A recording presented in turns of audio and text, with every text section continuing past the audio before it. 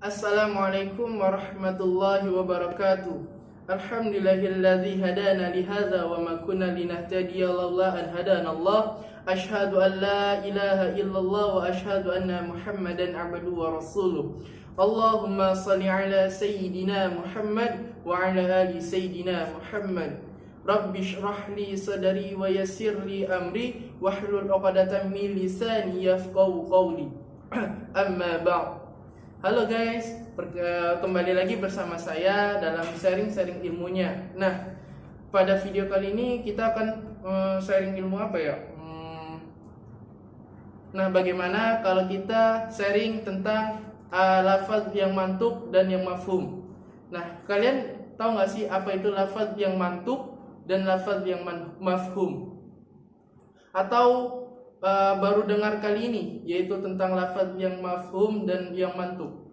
Nah, jadi Allah Subhanahu wa taala menurunkan Al-Qur'an itu enggak semua maknanya atau semua makna lafaznya itu langsung terpahami saat kita membacanya, melainkan ada beberapa atau sebagian lafaz atau ayat yang mesti diteliti atau yang kalau kita belajar bahasa Indonesia itu makna tersiratnya.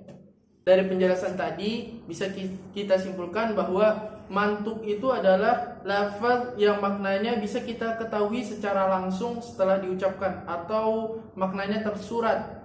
Nah, mantuk itu ada berupa nas, zahir, dan muawwal. Nah, apa sih itu nas? Nah, jadi nas itu adalah lafaz yang bentuknya sendiri telah menunjukkan maknanya secara tegas. Contohnya apa? Di Quran surah Al-Baqarah ayat 196 yang artinya, maka wajib puasa 3 hari semasa haji dan 7 hari setelah kepulangannya. Itulah 10 hari yang sempurna. Jadi kata 10 dengan kata sempurna itu telah mematahkan kemungkinan kata 10 itu berupa majas. Jadi kata 10 yang di ayat itu adalah merupakan makna yang sebenarnya, emang 10 hari gitu, bukan sebuah majas. Adapun zahir yaitu adalah lafaz yang maknanya segera dipahami ketika membacanya dan disertai dengan pemakna atau makna yang lainnya. Nah, contohnya apa? Yaitu di Quran surah Al-Baqarah ayat 173 yang artinya yang potongan ayatnya itu adalah, maka barang siapa yang dalam kondisi darurat itu tidak mengapa atau diperbolehkan makan makanan yang haram selagi tidak berlebihan dan tidak melampaui batas. Nah, jadi kalau di lafaz Al-Qur'annya itu famanitturra ghaira baghi wala 'ad. Nah, jadi lafaz al-bagh itu memiliki dua makna. Yang pertama itu al-jahil atau bodoh atau tidak tahu, dan yang kedua al-zalim yaitu melampaui batas. Tapi pemakaian untuk makna yang kedua yaitu al-zalim atau melampaui batas itu diutamakan atau lebih tegas atau populer, sehingga membuatnya itu menjadi pendapat yang rajih atau pendapat yang kuat. Kemudian ada muawwal. Muawwal itu adalah lafaz yang diartikan dengan makna yang marjuh atau dengan pendapat yang tidak kuat. Karena ada sesuatu dalil yang menghalangi pemaknaannya dari makna yang rajih. Contohnya apa? Yaitu di Quran surah Al-Isra ayat 24 yang arti potongan ayatnya adalah dan tunduklah pada keduanya sayap kerendahanmu sebagai wujud kasih sayang. Nah, kita tahu bahwa semua manusia itu nggak punya sayap. Jadi makna sayap di sini atau sayap kerendahanmu di sini adalah tunduk, tawadu, dan bergaul dengan baik dengan kedua orang tua. Itulah yang disebut dengan muawwal. Oke, nah sekarang kita masuk ke tema mafhum.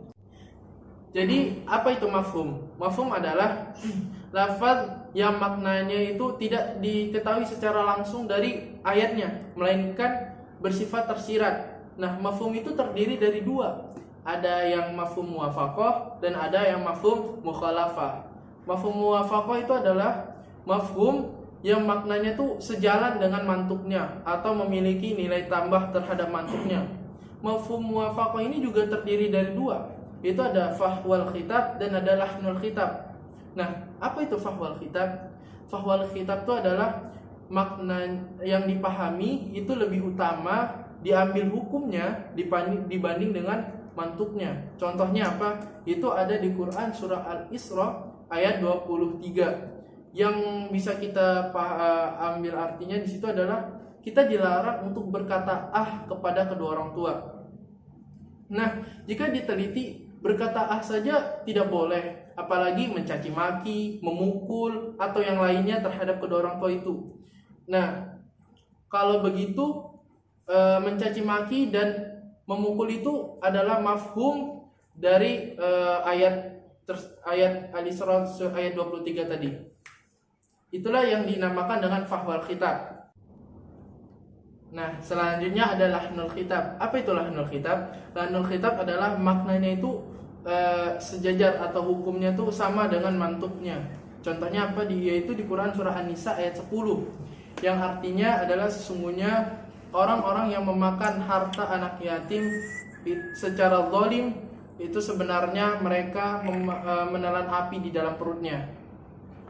Jadi dari ayat ini kita bisa menunjukkan bahwa ada juga keharaman merusak atau membakar atau menyia-nyiakan anak yatim. Jadi itu hukumnya sama dengan mantuknya.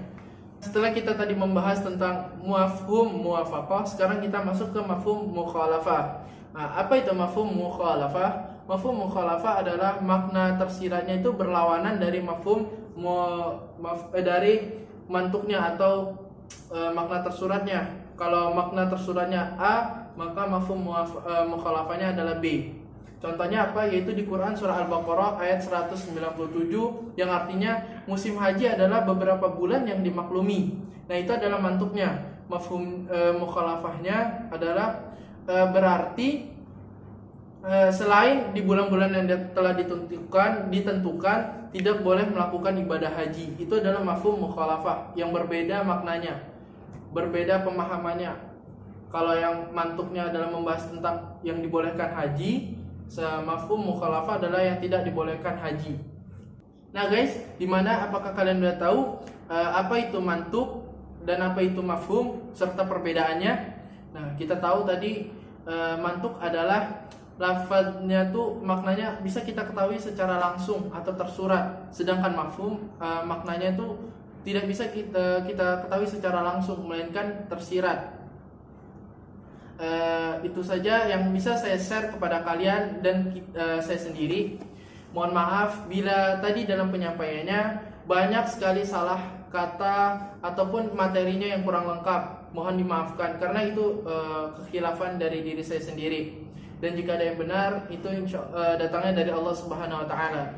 Wallahul muwaffiq ila aqwamit thoriq. Assalamualaikum warahmatullahi wabarakatuh.